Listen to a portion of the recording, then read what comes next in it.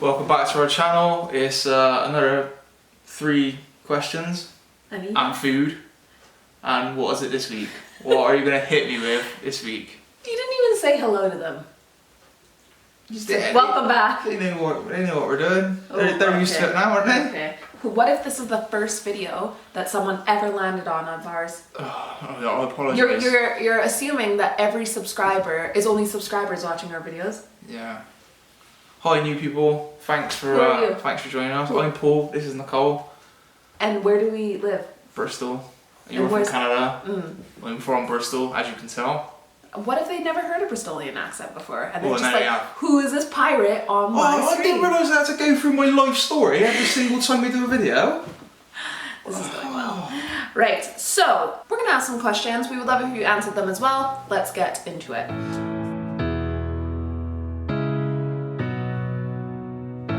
So, if you knew that in 1 year, if you saw one of our previous videos, you'll already know his answer. But if you knew that in 1 year you would die suddenly, would you change anything about the way that you are living right now, and why? I'd regret everything, I think. So then why do you continue to live like that? Because you just think you're invincible, don't you? I don't. Well, you kind of do, don't you, for a bit? I would say that I think everybody, I can't speak for everyone, but like, everybody's got that goal in their head, haven't they, of like, oh yeah, make it to 80. And like, you know, anything could happen, couldn't it? But like... I was saying this to you a couple weeks ago. I'm starting to like really look at my, is it mortality? Because so many, I feel like every time I open up Facebook, somebody that is in my age group has cancer, and it's really starting to like mess with me. Yeah, and not saying that they will all die. I think a lot of them are just going through treatment and they're on the mend, but it is a really sobering thought. Yeah. But with saying that, I think for me, I think that I work a lot, and I think that I would probably slow down. If I knew that I had 1 year to live, I would slow down a lot and like really just try and take in as much beauty as I can. Yeah, all the times that I like kicked things out of frustration or like spilt something and totally lost it, you would be thinking like, oh, what was it all for? It's silly, really. Definitely. Right, so the next question. If your house containing everything you own catches fire, after saving your loved ones and pets, you have time to safely make a final dash to save any one item, what would it be? This is a tricky one for me because most of my sentimental stuff isn't here in England. It's still in Canada. So I feel like I would save pictures and whatnot. But there's so many like things to this. Cause like, I feel like everything's moving digital, and I feel like I'll be moving a lot of my photos and stuff digitally. So then I think if that was the case. Yeah, see, as annoying as it is, like I wouldn't... It'd be my computer.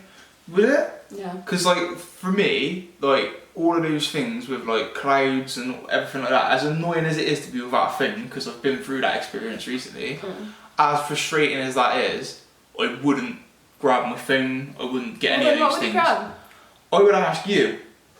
Honestly, I'd be like, what should I get? And this is what would happen. Let me reenact what would potentially happen. What should I get? Paul, this is a moment where you can figure out what you need to grab. You know, like, I would come out with something absolutely ridiculously, like the blender or something like that. And you'd just be like, why would you grab that?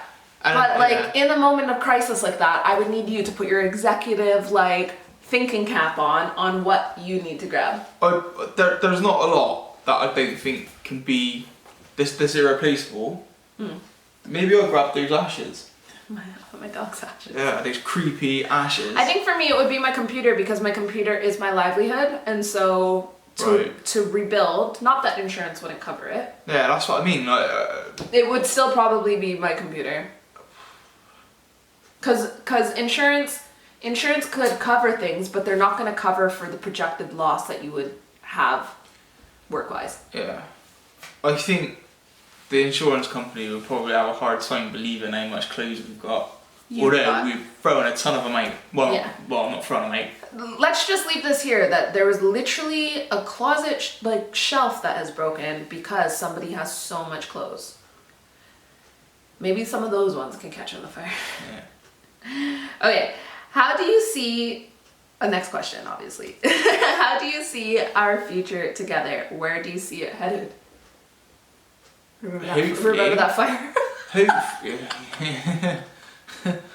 Hopefully, as like an expanding family.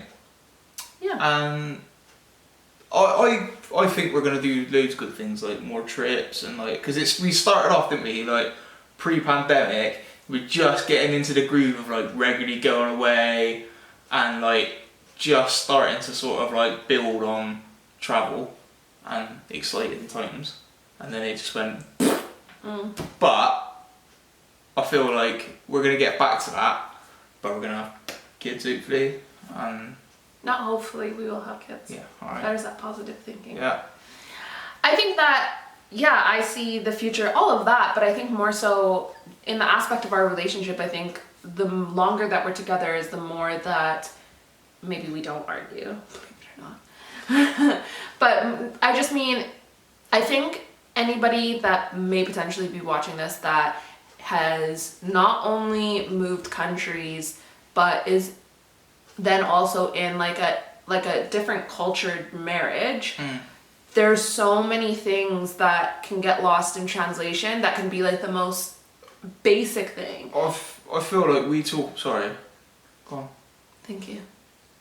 And something like even as simple as that, where, you know, maybe there's times where we may have exploded at that, because Paul's constantly cutting me off.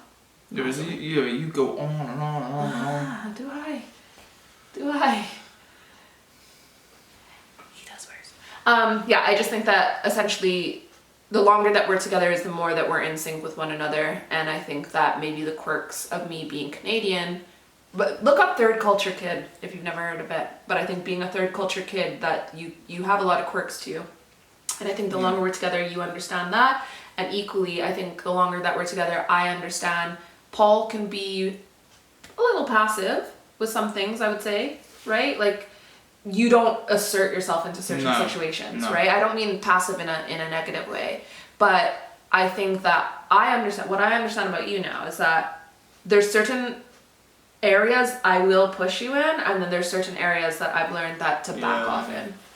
I think like we do spend a lot of time talking about what we're gonna do and like, oh, we should do this in the future, we should do that in the future. I think that's one of the biggest things we talk about, really.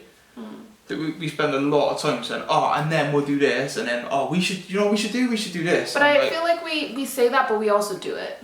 Yeah. Whereas for the most part we do. It's been obviously there's a load of stuff that we did want to do that we haven't yet. But yeah, I do think we do talk about things like that quite a lot. Yeah. Ready to eat? Let's go. Always hungry. Always. Hey, thanks for watching. Let's go cook. It's still Slimming World. I'm moving on to the next set. I'm moving on to the next set of pamphlets your mom gave me. Then it'll be the HelloFresh. Yeah, there has been some really nice food actually. Let's I've go. been enjoying it. Let's do it.